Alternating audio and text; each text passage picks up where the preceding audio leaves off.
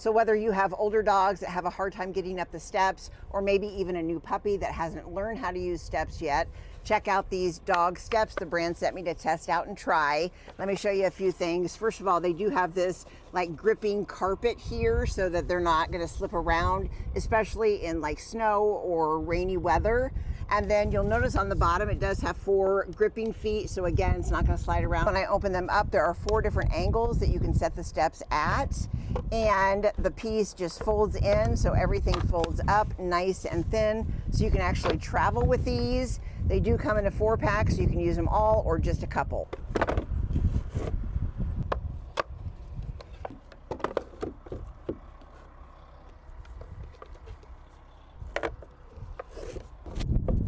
Good girl. Daisy. Good girl.